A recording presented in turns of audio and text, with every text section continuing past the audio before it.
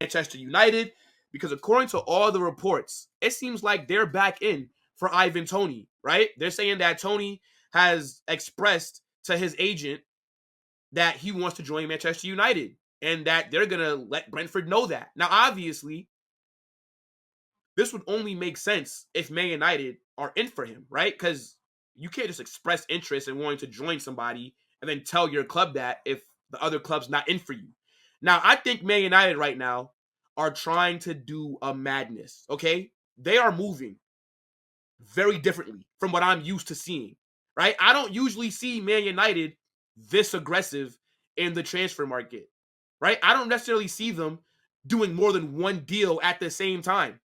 I'm used to Man United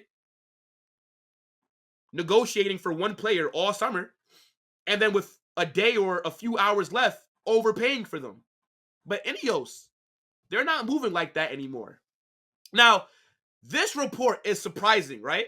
About Ivan Toney possibly going to Manchester United because they've just signed Joshua Zirkzee.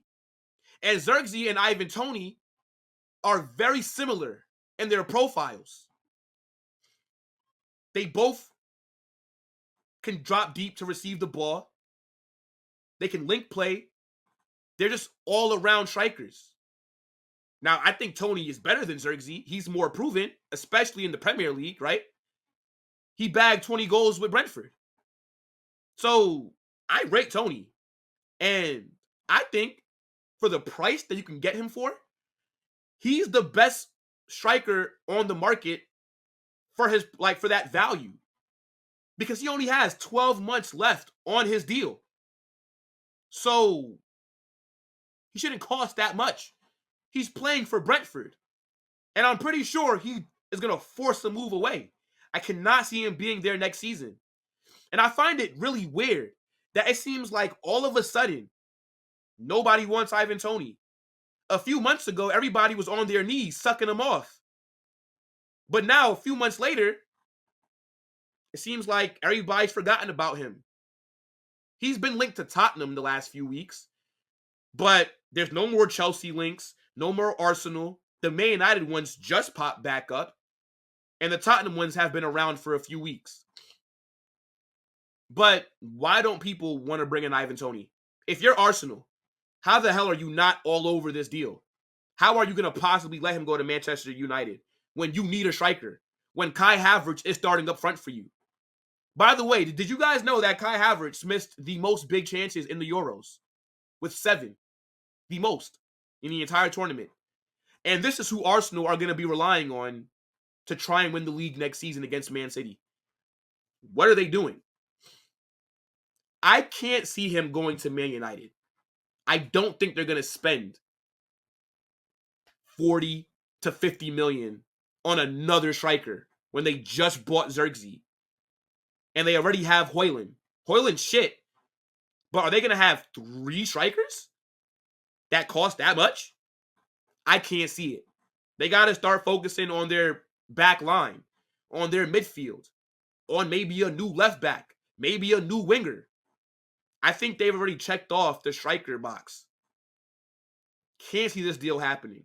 I think Toney will get a move, and I think any team that signs him will get a big W from me because I think Toney is a really good player. But the Man United link is a little weird. I can't see them getting Toney. I just can't. I can't. Now, if they didn't get Zirkzee, then yes. But now, how is that going to work? Unless, do you plan on selling Højlund? Fair enough, then. If they sell Højlund this summer, and then you bring in Toney, and then your 2 strikers are Toney and Zirkzee, oh, yeah, that's a big W. Because both of them are clear of Rasmus. But I don't think Højlund's getting sold after just one season. Right? So, to bring in Toney, as I said, when you still need a center back, you still need a midfielder, maybe a winger, and a left back, because God knows how much longer Luke Shaw will stay fit. Just seems a bit odd. That's all. But he is a really good player, though. And again, I'm just trying to figure out why Chelsea, Arsenal, Tottenham haven't got this deal done already. Obviously, he was at the Euros. But if I was Arsenal or Chelsea, two teams that badly need a striker, especially one of Ivan Toney's quality, I'd have been negotiating with his agent from time ago. Only 12 months left on his deal. That's a cut price. Brentford can't. I remember when I was seeing reports that Brentford want like 90 million to sell Toney, and I'm like, bro, are you kidding me? Like, the Premier League makes so much money that these mid-table teams that don't win shit, that are just happy to just be a part of the league, they don't compete for trophies. They're just there. They make so much money from being in the Premier League that now they can reject offers of 60 and 50. Like, what the hell does Brentford, what kind of business do they have rejecting 50 or 60 million for any of their players? You're Brentford. The Premier League money that gets distributed is a little bit too much for the lower teams. I'm going to be honest. It should be divided up by your percentage of revenue that you bring in. Nobody's watching the Premier League to watch Brentford. This should be a very easy deal to get done. But people want to talk to me about, oh, Ivan Toney's attitude. It's putting off Arteta. Oh, other teams don't like what they've heard. Bro, what the fuck are you guys talking about? What top attacking player doesn't have a bit of an attitude? What do you just want? A nice guy to come in and just be there? No, you need to be you need to have a little chip on your shoulder to be a top player. Like, what are we talking about here? Every single big player in the world has a chip on their shoulder.